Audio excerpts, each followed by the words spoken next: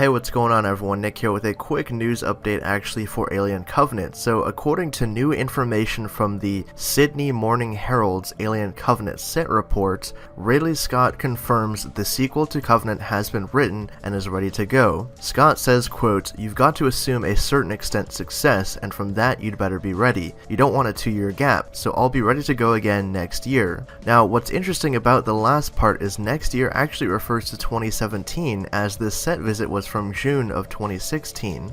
The development process is certainly different than the one Alien Covenant saw, as Fox and Ridley Scott struggled with continuing the story from Prometheus and figuring out just what direction to take the franchise. Because, Prometheus came out in 2012, and then they kind of did various story outlines of what to go with next. The first being, Elizabeth Shaw and David arriving on the engineer's homeworld and actually meeting the engineers and things like that. The original film was going to be called Alien Paradise Lost, and much more focus on that before it got rewritten into Alien Covenant. So now it seems like they definitely have a plan going forward with the proposed trilogy of prequel films that will directly lead into the original 1979 Alien. Another thing to note is recently it was said that Fox had commissioned a 10-page Alien Bible to act as a guide for the entire universe on film in regards to helping the team design the prequel trilogy as well as Blomkamp's film, which at the time was still in production. So hopefully the Covenant sequels will delve further into the Xenomorph's origins and the engineers to examine both of them and kind of provide some answers regarding the crashed derelict ship on LV-426, what exactly that particular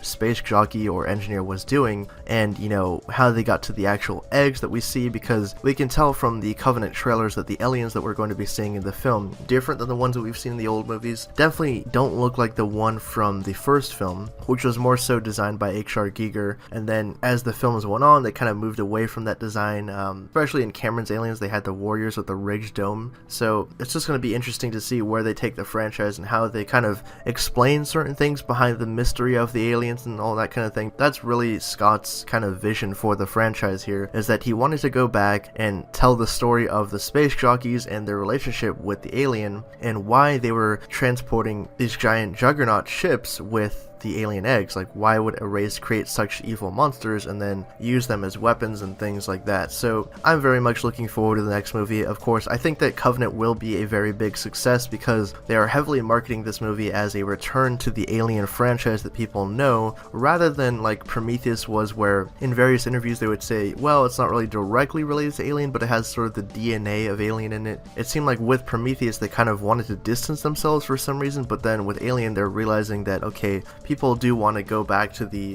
things that they know, so let's just do that. Hopefully it all works out for the better. Let me know your thoughts on this down in the comment section below. It seems like we're going to be getting quite a few Alien movies over the next few years, and hey, that's good with me because finally we're getting back to Alien and Predator on film again, so very much anticipating that. Thank you guys again for watching. My name is Nick, and for more on Alien Covenant, stick with the Hybrid Network.